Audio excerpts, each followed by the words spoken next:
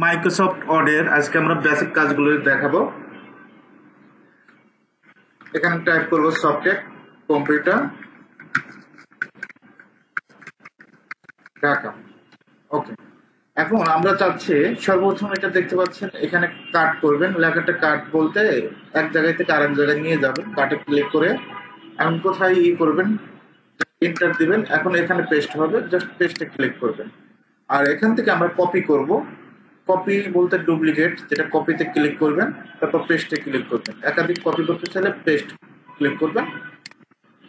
এখন এটা যদি আমরা কিবোর্ড থেকে করতে চাই, কন্ট্রোল এক্স তে কাট, আবার কন্ট্রোল ভি দিবেন, পেস্ট হয়ে যাবে। এখন যদি কপি করতে চাই, কন্ট্রোল সি তে কপি, কন্ট্রোল ভি তে পেস্ট। ওকে, এভাবে চাইলে কপি পেস্ট করতে পারবো। এখন এখানে দেখতে পাচ্ছেন ফরম্যাট প্রিন্টার। এই ফরম্যাট প্রিন্টার কাজটা কি, আমরা সফটটেকের সাইজটা একটু বৃদ্ধি করে দিচ্ছি, এমনকি কালারটা চেঞ্জ করে দিচ্ছে। এখান থেকে কালারটা চেঞ্জ করে দিচ্ছে। আমরা চাচ্ছি এখন বাকিগুলো এই কালার হবে। জাস্ট আমরা সফটটেকের যেটা রেড কালার দেখতে পাচ্ছেন, মিডলে ক্লিক করব। ক্লিক করার পর এই ফরম্যাট প্রিন্টার ক্লিক করব, জাস্ট এইভাবে ড্র্যাগ করব, অটোমেটিক ভাবে সেই কালারগুলো সেম সাইজ হয়ে যাবে। এটা হলো ফরম্যাট প্রিন্টারের কাজ। ওকে, এখন আমরা লেখাটা সিলেক্ট করব, কন্ট্রোল এ তে সিলেক্ট। এখান থেকে ফন্টের বিভিন্ন রকমের ফন্ট আছে, আপনি চাইলে এগুলো চেঞ্জ করতে পারবেন। বিভিন্ন ধরনের ফন্ট আছে, যে ফন্টটা ইউজ করবেন সেই ফন্টটাই এখান থেকে অটোমেটিক ভাবে চেঞ্জ হয়ে যাবে। ওকে, তবে ইংলিশের জন্য দুইটা ফন্ট আমরা ইউজ করি, একটা হলো টাইমস নিউ রোমান, আরেকটা হলো এরিয়াল ফন্ট ইউজ করা হয়। এখানে দেখবেন যে এরিয়াল নামে একটা ফন্ট আছে, তবে বেশিরভাগ ক্ষেত্রে আমরা টাইমস নিউ রোমানটাই ইউজ করি। এন্টার দিলাম। এখান থেকে ফন্টের সাইজ বৃদ্ধি করতে পারবেন, আপনি ফন্টের সাইজ বড় ছোট করতে পারবেন। ওকে, তবে স্ট্যান্ডার্ড সাইজটা হলো আমাদের ফন্টের স্ট্যান্ডার্ড সাইজ। এখান থেকে কন্ট্রোল এ দিয়ে সিলেক্ট, স্ট্যান্ডার্ড সাইজ হলো 14, এখান থেকে 14 দিব। এখান থেকে ফন্ট সাইজ বৃদ্ধি করা যায়, জাস্ট ক্লিক করবেন। আবার এখানে ডাউন যেটা আছে এটাতে ক্লিক করবেন। ওকে, ছোট হবে, তবে আমাদের স্ট্যান্ডার্ড সাইজ হলো 14, এখান থেকে 14 করে দিবেন। এখন আমরা এই লেখাটাকে সফটটেক্সটাকে বোল্ড করতে চাচ্ছি, এই সফটটেক্স সিলেক্ট করে বোল্ডে ক্লিক করবেন, লেখাটা বোল্ড হবে, মোটা হবে। এখন এই কম্পিউটারটাকে আমরা অ্যাঙ্গেল করব, ইটালিক করব, জাস্ট সিলেক্ট করে ইটালিক করে দেব। আন্ডারলাইন, ঢাকাটাকে আন্ডারলাইন করে দিব, এখান থেকে আন্ডারলাইনে ক্লিক করব। এই আন্ডারলাইনের আবার বিভিন্ন ধরনের স্টাইল আছে, ডাবল আন্ডারলাইন আছে, এখান থেকে ডট। আন্ডারলাইনের আবার কালার দিতে পারবেন, এখান থেকে যে কোনো কালারটা সিলেক্ট করবেন, আন্ডারলাইনে কালার হয়ে যাবে। মোর আন্ডারলাইনে গেলে আপনার মোর আন্ডারলাইন, এখান থেকে আন্ডারলাইন থেকে বিভিন্ন ধরনের আন্ডারলাইন আছে, এগুলা সিলেক্ট করতে পারবেন। ওকে,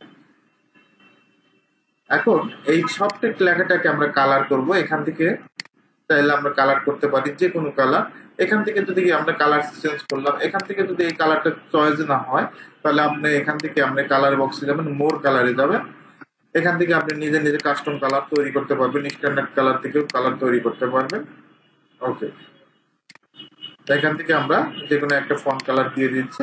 এখন আমরা ব্যাকগ্রাউন্ড কালার যদি দিতে চান, কোনো সময় যদি ব্যাকগ্রাউন্ড লেখার নিচে কালার প্রয়োজন হয়, সেখান থেকে এখান থেকে ব্যাকগ্রাউন্ড কালারটা দিয়ে দিতে পারবেন। যেখান থেকে বিভিন্ন ধরনের ব্যাকগ্রাউন্ড কালার দেওয়া যায়। আর যদি না দিতে চান, নো কালার দিয়ে দিন।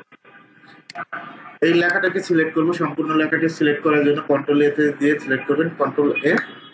এখান থেকে আমরা আপার কেস বলতে সবগুলো বড় হাতের হবে, লোয়ার কেস বলতে সবগুলো ছোট হাতের হবে। সাধারণত এটা কিসে থাকে, সেন্টেন্স কেসে থাকে, প্রথম অক্ষরটা বড় হাতের থাকবে।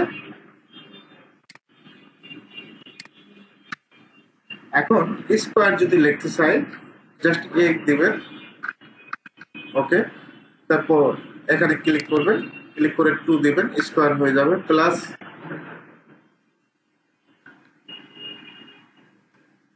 ওকে, জাস্ট এটা অফ করে দিবেন। Plus B square, just click করবেন 2। এখন বি এর নিচে যদি 2 দিতে চান, জাস্ট এটা ক্লিক করবেন, 2 হয়ে যাবে অটোমেটিক ভাবে। ওকে, এখন এই লেখাটাকে আমরা সেন্টার করব। এখান থেকে সেন্টার করতে পারবেন, লাস্টে ক্লিক করতে পারবেন, জাস্টিফাই করতে পারবেন, বিভিন্ন ধরনের আছে। তো যারা পিন করবেন যে সময় লাস্ট ফিনিশিং, অবশ্যই জাস্টিফাই করে নেবেন, লেভেল হয়ে যাবে অটো। এখান থেকে সেন্টার করার প্রয়োজন হলে সেন্টার করে নিতে পারবেন। এখন অনেক সময় দেখবেন জাপানের বুলেট চিহ্ন প্রয়োজন হয়। বুলেট চিহ্ন কিরকম চিহ্ন? এখান থেকে দেখবেন যে এরকম বুলেট চিহ্ন অনেক সময় লাগে। যেমন এখানে ক্লিক করলাম, এখানে টাইপ করলাম বাংলাদেশ, ওকে, বাংলাদেশ এন্টার দিলাম, ইন্ডিয়া এন্টার, চায়না, এভাবে কিন্তু আপনি করতে পারবেন। এখন বুলেট তো ক্লিয়ার। এখন যদি আমরা চাচ্ছি যে নাম্বারটা অটোমেটিক ভাবে আসবে, এখান থেকে জাস্ট এখান থেকে নাম্বার সিলেক্ট করবেন। যদি রোমান সংখ্যা দেন রোমান সংখ্যা সিলেক্ট করবেন, এবিসি দিলে এবিসি, আমরা নাম্বারটাই দিচ্ছি। এখানে আমি নাম, পাঁচটা নাম এন্ট্রি করবো, এন্টার দেব, ওকে।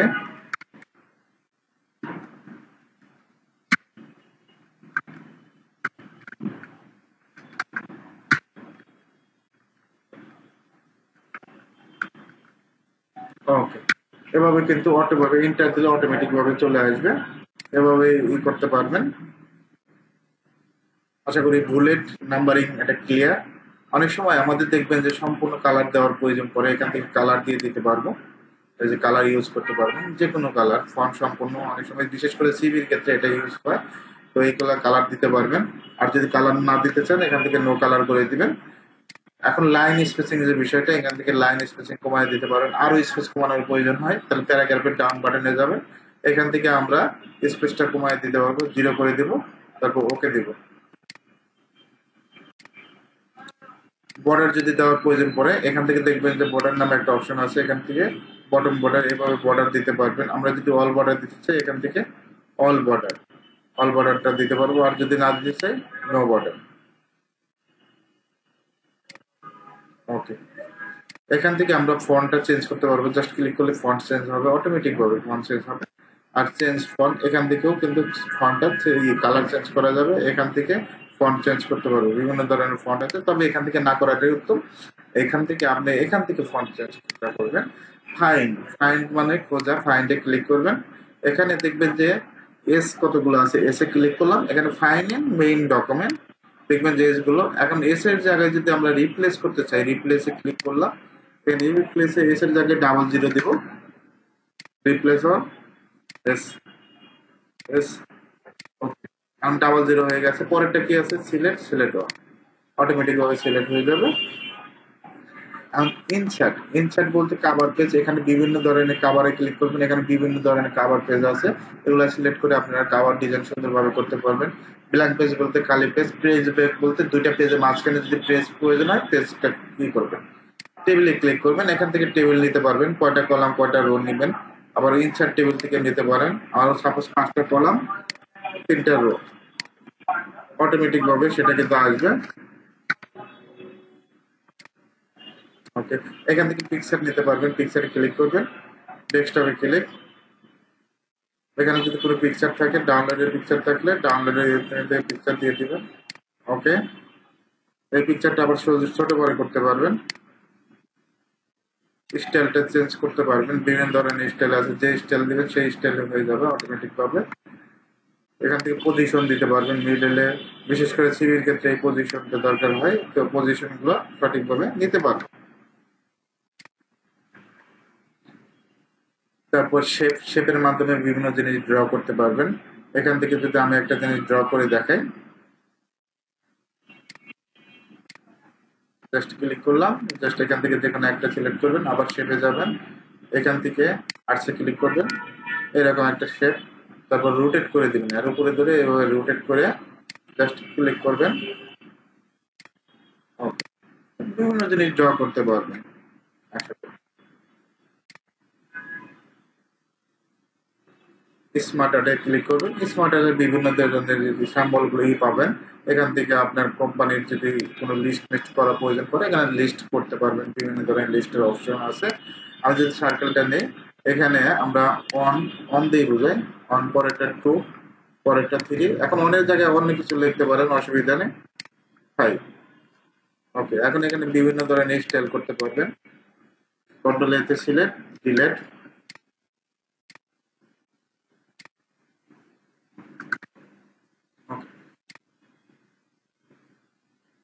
সবচেয়ে আমাদের বেশি কাজে লাগে হেডার ফুটার, অনেক সময় বিশেষ করে কোম্পানির ক্ষেত্রে হেডার ফুটারটা বেশি কাজে লাগে। হেডার, হেড বলতে উপরে, হেডে ক্লিক করে কয়েকটা পেজ নেই, কন্ট্রোল ধরে ইন্টার দেবো, কয়েকটা পেজ হয়ে যাবে। হেডে ক্লিক করলাম, এখান থেকে টপ, এখানে লিখলাম সফটটেক কম্পিউটার, সফটটেক কম্পিউটার। আমি একটা লিখছি, বাকিগুলো অটোমেটিক ভাবে হয়ে গেছে। এটা হেডারের কাজ। আমি যদি এখন ফুটারটা নিতে চাই, এই যে ফুটারে ক্লিক করবেন, এখান থেকে ফুটার, ফুট বলতে নিচে যা লিখবেন সেটাই আসবে, অটোমেটিক ভাবে আসবে। আশা করি ক্লিয়ার। পেজ নাম্বার আপনি চাইলে এখান থেকে পেজের নাম্বার টাম্বার দিতে পারবেন, এটা প্রয়োজন নাই। আর টেক্সট বক্স, টেক্সট বক্সের কাজটা কি, বক্সের মাধ্যমে লিখতে পারবেন। এখানে টেক্সট বক্সে ক্লিক করবেন। এখন এখানে যদি যা লেখে অটোমেটিক ভাবে সেটা এই বক্সের মাধ্যমে হবে, ঠিক আছে, বক্সের ভিতরে হবে। আশা করি ক্লিয়ার। পরেরটা হলো অর্ডার। অর্ডারের কাজটা কি, অর্ডারে বিভিন্ন ধরনের থিম পাওয়া যায়। জাস্ট ক্লিক করলাম, এখান থেকে লিখবো সফটটেক, ওকে দেব।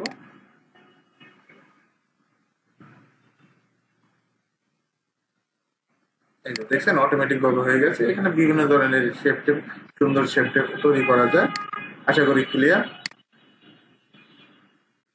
এখান থেকে ডেট টাইম নিতে পারবেন। এখান থেকে যেটা চয়েস হবে, নতুন আমি একটা পেজ নিচ্ছি, কন্ট্রোল এন্টার নিউ পেজ, ইনসার্টে যাবেন, এখান থেকে ডেট টাইম ক্লিক করবেন, যেটা চয়েস হবে সেটা নিয়ে নিন। এখান থেকে আবার মডিফাই করতে পারবেন, 4 জায়গায় 3 করে দিতে পারবেন, ওকে। তারপর এখান থেকে স্যাম্পল গুলো, আপনার যদি বিভিন্ন ধরনের স্যাম্পল প্রয়োজন, স্যাম্পলে ক্লিক করবেন, মোর স্যাম্পলে যাবেন, এখান থেকে স্যাম্পল গুলো পরিবর্তন করবেন। ডাব্লিউ সিরিয়ালে কিছু সুন্দর সুন্দর স্যাম্পল পাওয়া যায়, ডাব্লিউ সিরিয়ালে একটু খুঁজে বের করবেন যে ডাব্লিউ সিরিয়াল কই।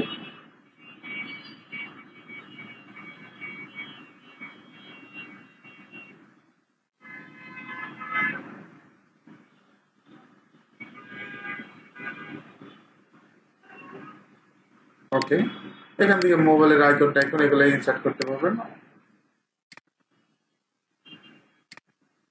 মোর স্যাম্পল আবার যাচ্ছে, আবার দেখা দিচ্ছে।